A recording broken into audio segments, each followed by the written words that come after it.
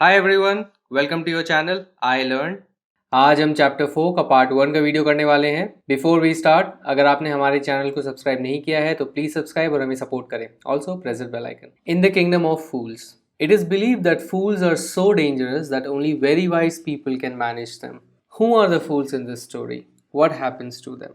सो ऐसा माना जाता है कि जो बेवकूफ़ लोग होते हैं, जो फूल्स होते हैं, नाउ फूल्स और बेवकूफ़ लोगों की डेफिनेशन अलग अलग कॉन्टेक्स्ट में अलग अलग हो सकती है। कुछ बेवकूफ़ लोगों को आप इस तरह से देख सकते हैं जो बेसिकली कम नॉलेज से चीज़ों को गाइड करने की कोशिश करते हैं, चलाने की कोशिश करते हैं, कंट्रोल करने की कोशिश करते हैं। एक तरह के फूल होते हैं जिनकी बुद्धि ही बहुत कम होती है एंड इसलिए वो फूल्स हैं। So there are two kinds of way जिस तरह से आप देख सकते हैं। सो फूल्स या तो लोग गलत डिसीजंस लेते हैं बिकॉज उनके पास नॉलेज की कमी है या उस पर वर्क नहीं करना चाहते हैं, या जिनके पास इंटेलिजेंस की कमी है तो वो फूल्स हो गए।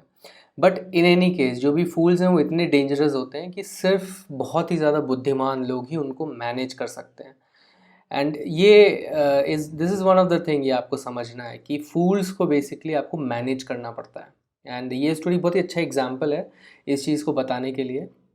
सो आपको रियलाइज़ हुआ कि इस स्टोरी में फूल्स कौन है, जैसे हम पढ़ेंगे एंड उनके साथ क्या होता है हम देखते हैं। Just to give you another context कि in the kingdom of fools की कहानी जो है हम बचपन में भी पढ़ते हैं, जिसे हम कहते हैं अंधेर नगरी। सो अंधेर नगरी चौपट राजा, अगर आपने सुना हो ये दोहा, अंधेर नगरी चौपट राजा, टके शेर भाजी टके शेर खाजा। अंधेर नगरी का मतलब ही किंगडम ऑफ फूल्स है यहाँ पे। इस स्टोरी की अनदर इंटरेस्टिंग बात यह है कि इवन दो ये थोड़ा आपको एग्जैजरेटेड लगे, इसमें जो लोग बेवकूफ़ियत कर रहे हैं या बेवकूफ़ी कर रहे हैं आपको थोड़ा सा एग्जैजरेटेड लगे, बट ये सिर्फ ह्यूमर के लिए, ये सिर्फ थोड़ी सी कॉमेडिक इफेक्ट लाने के लिए है। बट इन रियल वर्ल्ड भी हम इस तरह की सिचुएशंस देखते हैं जब आपको लगेगा अरे ये लोग पागल हो गए हैं क्या, ऐसे डिसीजंस क्यों ले रहे हैं, ऐसा क्यों हो रहा है। एंड इनफैक्ट ये जो स्टोरी एक तरह से सटायर है, एक तरह से व्यंग है उन्हीं सब चीज़ों के लिए। एंड इसको पढ़ते समय मे बी आपको ये क्वेश्चन आएगा कि एक्चुअली में फूल कौन है।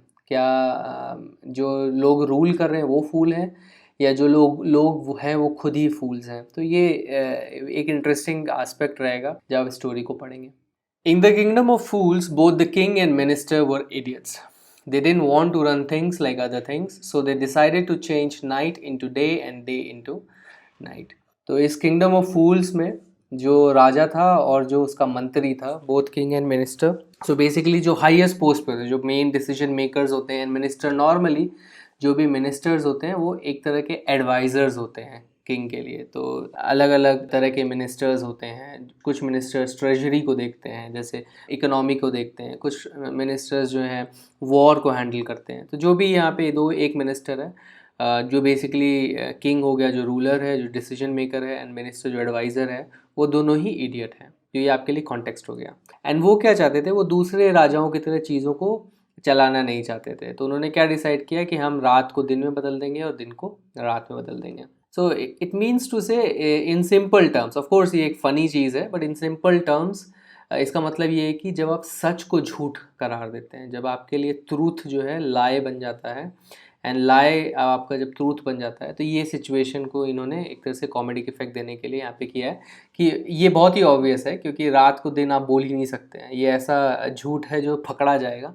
बट इनफैक्ट इसका मतलब ये है कि जब कोई भी रूलर ट्रूथ के साथ की छेड़खानी करता है तो ऐसा होता है। तो उन्होंने वही किया है। They ordered that everyone should be awake at night till their fields and run their businesses only after dark and go to bed as soon as the sun came up. Anyone who disobeyed would be punished with death. तो उन्होंने सबको क्या order किया कि सबको रात में जगना होगा, टिल देयर फील्ड्स, टिल यानी प्लो करना, अपने फील्ड्स को प्लो करना होगा, मतलब फार्मिंग करनी होगी, एंड अपने बिजनेसेस सिर्फ अंधेरे होने के बाद ही, मतलब रात में करने होंगे। एंड एज सून एज, जैसे ही सनराइज होता है, सबको अपने अपने बेड में जाके सो जाना पड़ेगा। जो भी डिसोबे करेगा, जो भी इस रूल को नहीं मानेगा, उसको डेथ की पनिशमेंट मिलेगी। सो इनफैक्ट उन्होंने पहली बात एक सच को झूठ कर दिया, एंड सेकेंडली इसको फॉलो अप करने के लिए, ताकि उनका झूठ चलता रहे, इन्होंने एक रूल भी निकाल दिया कि लोगों को ऐसा काम करना पड़ेगा, एंड जो भी नहीं मानेगा उनको क्या मिलेगी, डेथ है की पनिशमेंट मिलेगी। The people did as they were told for fear of death. The king and the minister were delighted with the success of the project. One day a guru and his disciple arrived in the city. So जैसा लोगों को कहा गया वैसा लोगों ने किया, because उनको डर था कि उनको मौत की सज़ा मिलेगी। एंड किंग और मिनिस्टर क्या हो गए, एकदम डिलाइटेड हो गए, एक्सट्रीमली हैप्पी हो गए। डिलाइटेड मतलब वेरी हैप्पी, बहुत ज़्यादा खुश हो गए क्योंकि उनका जो प्रोजेक्ट है वो सक्सेसफुल हो गया। उनको ऑफ कोर्स सक्सेस क्यों हुआ, बिकॉज डेथ की पेनल्टी थी, तो सबको मानना ही पड़ेगा। एक दिन क्या होता है, एक गुरु आते हैं। सो गुरु जो वर्ड है ये हिंदी से ही लिया गया है, एंड इसका मतलब भी वही होता है जो हिंदी में होता है, गुरु और टीचर। एंड नॉर्मली आप गुरु उसको कहते हैं जो एक सब्जेक्ट में बहुत ज़्यादा वाइज या बुद्धिमान होते हैं, तो गुरु को एज अ वाइज मैन की तरह ले सकते हैं। सो अ टीचर या अ वाइज मैन। सो एक गुरु और उनका एक डिसाइपल, उनका एक फॉलोअर उनके साथ सिटी में आता है। It was a beautiful city, it was broad daylight, there was no one about. तो बहुत ही सुंदर सिटी है। एंड पूरी भरी धूप में भी, डे लाइट में भी कोई भी बाहर नहीं है। There was no one about है, अबाउट का यहाँ पे मतलब है around. So there was no one around. And हमें पता है क्यों क्यों ऐसा है, एंड इनको पता नहीं, बिकॉज ये पहली बार सिटी में आए हैं। Every one was asleep, not a mouse stirring. सब सोए हुए थे, एक सिंगल चूहा भी मूव नहीं कर रहा था। स्टरिंग यानी moving.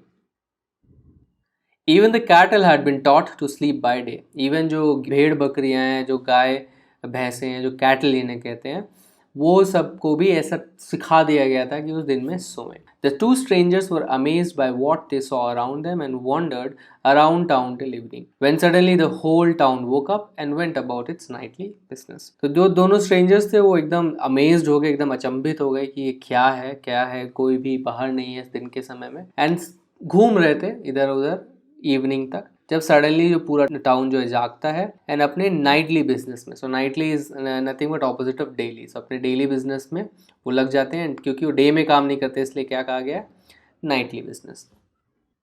The two men were hungry. Now that the shops were open, they went to buy some groceries. To their astonishment, they found that everything cost the same, a single duddu. Whether they bought a measure of rice or a bunch of bananas, it cost a duddu. तो दोनों आदमी बहुत भूखे थे, सुबह से शाम हो गई, कुछ खाया नहीं क्योंकि शॉप्स बंद थी। अब सब शॉप्स खुली हैं, तो अब वो कुछ ग्रोसरीज खरीदने जाते हैं।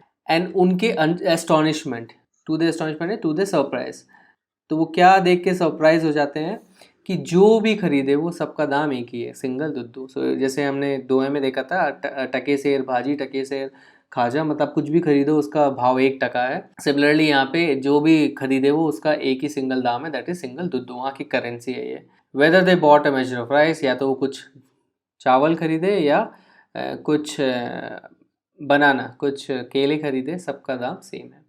The Guru and disciple were dilated. They had never heard of anything like this. They could buy all the food they wanted for a rupee. गुरु और डिसाइपल जो थे बहुत खुश हो गए, क्योंकि अब वो कुछ भी खरीद सकते थे जो उनका मन था 1 रुपए में। एंड उन्होंने ये सब कभी सुना नहीं था कि ऐसा कहीं भी कुछ होता है। When they had cooked and eaten, the guru realized that this was a kingdom of fools and it wouldn't be a good idea for them to stay there. There's no place for us, let's go, he said to his disciple. But the disciple didn't want to leave the place. Everything was cheap here. All he wanted was good, cheap food. तो जब सबने खा लिया, खाना बनाया, खा लिया, तो गुरु को रियलाइज़ हुआ कि ये जो है ये किंगडम ऑफ फूल्स है, बेवकूफ़ों की नगरी है, एंड ये सही आइडिया नहीं है कि यहाँ पे रुका जाए। तो उसने क्या कहा डिसाइपल को कि ये जो है हमारे लिए सही जगह नहीं है, हमें चलना चाहिए। तो गुरु, क्योंकि वो वाइज मैन, उनको पता है कि बेवकूफ़ों के साथ रहना बहुत ही हानिकारक हो सकता है, बिकॉज बेवकूफ़ों के साथ रहने के लिए आपको बेवकूफ़ बनना पड़ता है, क्योंकि उनके रूल्स भी बेवकूफ़ी से भरे होते हैं, जैसा कि वो अभी देख रहे थे। बट जो डिसाइपल था वो इस जगह को छोड़ना नहीं चाहता था। सब कुछ यहाँ पे सस्ता था। All he wanted was good cheap food, and उसको सिर्फ क्या चाहिए था, अच्छा और सस्ता खाना चाहिए था। तो उसने डिसाइड किया कि वो नहीं छोड़ेगा ये जगह। The Guru said, they are all fools. This won't last very long, and you can't tell what they'll do to you next. But the disciple wouldn't listen to the guru's wisdom. He wanted to stay. The guru finally gave up and said, do what you want. I am going, and left. The disciple stayed on, ate his fill every day, bananas and ghee and rice and wheat, and grew fat like a street side sacred bull. ये सब बेवकूफ़ हैं, ये ज़्यादा दिन तक नहीं चलेगा। This won't last very long, है ना, ये बहुत ज़्यादा दिन तक नहीं चलने वाला। अब तुम कह भी नहीं सकते कि अगला ये क्या करेंगे तुम्हारे साथ। बट डिसाइपल जो है वो सुनने को कुछ भी तैयार नहीं था। जो भी गुरु की विजडम थी, गुरु की बुद्धिमानी है, उसको सुनने को बिल्कुल भी तैयार नहीं था। वो वहाँ पे रुकना चाहता था। तो गुरु ने फाइनली हार मानी, गेव अप यानी हार मानी, एंड कहा तुम्हें जो करना है करो, मैं जा रहा हूँ। एंड वो चले गए। एंड जो डिसाइपल था वो वहाँ पे रुक गया, stayed on. And at his fill, यानी पूरा पेट भर के वो रोज़ खाता था, बनाना खाता था, घी खाता था, राइस और वीट खाता था। एंड वो मोटा हो गया एज इफ स्ट्रीट साइड में जो सेक्रेड बुल होते हैं, जो भी पूजनीय बैल होती है, जैसे फॉर एग्जाम्पल हमारी नंदी बुल, उसकी तरह मोटा ताजा हो गया। One bright day, a thief broke into a rich merchant's house. He had made a hole in the wall and sneaked in. And as he was carrying out his loot, the wall of the old house collapsed on his head and killed him on the spot. So एक दिन दहाड़े, on bright day, दिन दहाड़े एक चोर ने एक merchant के घर में सेंध लगाई। जैसे हिंदी में हम कहते हैं सेंध लगाना, जब आप बेसिकली गांव में ही होता है, जब आपके घर में पीछे एक होल करके लोग घुस जाते हैं, तो उसने इस तरह से सेंध लगाई। ब्रोक इनटू का मतलब होता है बेसिकली बिना परमिशन के घुस जाना। सो एंटर विदाउट परमिशन, बिना परमिशन के वो घुस गया तो चोरी करने के लिए obviously. And sneaked in, sneak करना यानी चुपचाप घुसना, तो चुपचाप वो घुस गया। एंड जैसे ही वो लूटपाट कर रहा था, as he was carrying out his loot, जो वॉल है उस पुराने घर का उसके ऊपर गिर गया, उसके सर के ऊपर गिर गया। कोलैप्स यानी फेल, उसके सर पे गिर गया और उसको उसी स्पॉट पे मार दिया। His brother ran to the king and complained, Your Highness, when my brother was pursuing his ancient trade, a wall fell on him and killed him. The merchant is to blame. He should have built a good, strong wall. You must punish the wrongdoer and compensate the family for this injustice. So उसका जो भाई था वो दौड़ के राजे के पास गया और कंप्लेन करता है कि योर हाइनेस, जैसे किंग को आप बेसिकली एड्रेस करते हैं, जैसे जहाँपना हम हिंदी में बोलते हैं। सो यहाँ पे या महाराजा धीराज, तो यहाँ पे वो कह रहे हैं योर हाइनेस कि जब मेरा जो भाई है अपना एंशियंट ट्रेड, हमारी जो पारंपरिक ट्रेड है वो परस्यू कर रहा था। सो ऑब्वियसली मतलब ये पूरे थीफ का ये फैमिली है, इनके पापा भी थीफ ही थे, तो ये बोल रहे हैं कि हमारा जो एंशियंट ट्रेड है वो जब करने की कोशिश कर रहा था, परस्यू कर रहा था। परस्यू करना है ना एंगेज होना किसी चीज़ में, एंगेज्ड इन। तो जब ये एंशियंट ट्रेड कर रहा था, इन शॉर्ट चोरी कर रहा था, वो डायरेक्टली किंग को नहीं बता रहा है कि वो चोरी कर रहा था। ये इसकी जो वॉल है वो उसके ऊपर गिर गई और वो मर गया। ये मर्चेंट इज टू ब्लेम, ये मर्चेंट की गलती है। He should have built a good strong wall, उसे एक अच्छा स्ट्रॉन्ग वॉल बनाना चाहिए था। आप इस रॉन्ग डूअर को, इस क्रिमिनल को पनिश कीजिए एंड मेरी फैमिली को इस इनजस्टिस के लिए, इस अन्याय के लिए कॉम्पनसेट कीजिए। The king said justice will be done, don't worry, and at once summon the owner of the house. तो किंग ने कहा ठीक है जस्टिस होगी, चिंता मत करो। और उसी समय उन्होंने समन किया, समन करना यानी कॉल किया जो घर का ओनर था, जो मर्चेंट है। When the merchant arrived, the king questioned him, What's your name? Such and such, your highness. Were you at home when the dead man burgled your house? Yes, my lord. He broke in and wall was weak, it fell on him. The accused pleads guilty. Your wall killed his man's brother. You have murdered a man. We have to punish you. Lord, said the helpless merchant, I didn't put up the wall. It's really the fault of the man who built the wall. He didn't build it right. You should punish him. तो जब merchant वहाँ पे आया तो king ने उससे question किया कि तुम्हारा नाम क्या है, तो उसने बोला ये है मेरा नाम। वर यू एट होम, क्या तुम घर पे थे जब ये जो आदमी जो मर गया है वो तुम्हारे हाउस को बर्गल कर रहा था। बर्गल कर रहा था यानी चोरी कर रहा था तुम्हारे घर में। तो मतलब किंग को पता है कि वो चोरी करने गया था। तो बोला yes my Lord, he broke in, ये मेरे घर में घुसा और मेरी वॉल जो है कमज़ोर थी, इसके ऊपर गिर गई। तो जो अक्यूज्ड है, अक्यूज्ड यानी अक्यूज उसे कहा जाता है जिसके ऊपर बेसिकली गुनाह पिन किया जाता है, जिसके ऊपर कहा जाता है कि ये इसने गुनाह किया है। So person charged with crime, पर प्रूव नहीं हुआ रहता, इसलिए हम उनको क्या कहते हैं, अक्यूज कहते हैं। जिसको हम अक्यूज करते हैं, एक्यूजेशन लगाते हैं कि इसने ये क्राइम किया है, तो उस मर्चेंट को अक्यूज कहा जा रहा है। एंड वो प्लीड गिल्टी, प्लीड गिल्टी या करना है यानी ये मान लेना कि आपने गलती की है, क्योंकि उसने कहा कि हाँ वॉल वीक थी, उस पर गिर गई। तो इसका मतलब किंग ने क्या बोला, तुमने अपना जुर्म कबूल कर लिया है। प्लीड गिल्टी यानी कबूल कर लेना। Your wall kill this man's brother, तुम्हारे वॉल ने इस आदमी के भाई को मारा है, तुमने एक आदमी का मर्डर किया है, हमें तुम्हें पनिश करना पड़ेगा। तो मर्चेंट ने क्या कहा कि लॉर्ड, मैंने इस वॉल को नहीं खड़ा किया था, ये उस आदमी का फॉल्ट है जिसने ये वॉल बनाई है, उसने अच्छे से ये वॉल नहीं बनाई, आपको उन्हें पनिश करना चाहिए। उसने क्या चालाकी की, उसने ये ब्लेम वॉल जिसने बनाई है उसके ऊपर डाल दिया। My lord, this wall was built in my father's time. I know the man. He is an old man now. He lives nearby. The king sent out messengers to bring in the bricklayer who had built the wall. They brought him tied hand and foot. You there, did you build this man's wall in his father's time? Yes, my lord, I did. What kind of wall is this that you built? It has fallen on a poor man and killed him. You have murdered him. We have to punish you by that. तो merchant ने क्या कहा कि my Lord, ये दीवार जो है मेरे पापा के समय बनी थी, मुझे पता है किसने बनाई है ये, अब वो बूढ़ा हो चुका है एंड वो आसपास ही रहता है। तो किंग ने अपने मैसेंजर्स को भेजा कि वो उस ब्रिक लेयर को, जिसने बेसिकली मेसन को कह रहा है, ब्रिक लेयर जिसने दीवार बनाई है, उसको लेके आए। वो उनको लेके आते हैं और उसके हाथ पैर बांध के लेके आते हैं। तो किंग बोलता है, यू देयर, क्या तुमने इस आदमी के घर की वॉल बनाई है इसके पापा के समय? तो उसने बोला, येस माय लॉर्ड। तो तुमने एक ऐसी वॉल बनाई है, ये एक बेचारे आदमी के ऊपर गिर गया, उसे मार दिया, तुमने एक आदमी को मारा है, अब हमें तुम्हें पनिशमेंट देनी पड़ेगी डेथ की। Before the king could order the execution, the poor bricklayer pleaded, please listen to me before you give your orders. It's true I built this wall and it was no good, but that was because my mind was not on it. I remember very well a dancing girl who was going up and down that street all day with her anklets jingling, and I couldn't keep my eyes or my mind on the wall I was building. You must get that dancing girl. I know where she lives. तो इससे पहले कि king जो है execution मतलब इस दंड का ऑर्डर दे, तो उस बेचारे ब्रिकलेयर ने क्या प्लीड किया, क्या गुजारिश की कि प्लीज़ मेरे को सुनिए, इससे पहले कि आप कुछ ऑर्डर दें, ये सही है, ये सच है कि मैंने ही वॉल बनाई थी एंड ये अच्छी नहीं बनी, बट ये ऐसा इसलिए हुआ क्योंकि मेरा दिमाग इसको बनाने में नहीं था, my mind was not on it. मुझे एकदम अच्छे से याद है कि एक नाचती हुई लड़की थी जो ऊपर नीचे उस स्ट्रीट से बार बार जा रही थी पूरे दिन, एंड उसके जो पायल है वो जिंगल कर रहे थे। तो एंकलेट किसे कहते हैं? पायल को। तो उनकी इसकी जो पायल थी वो बहुत ज़्यादा जिंगल कर रही थी, आवाज़ कर रही थी, एंड मैं अपनी आंखें और अपना माइंड इस वॉल पे नहीं रख पा रहा था जो मैं बिल्ड कर रहा था।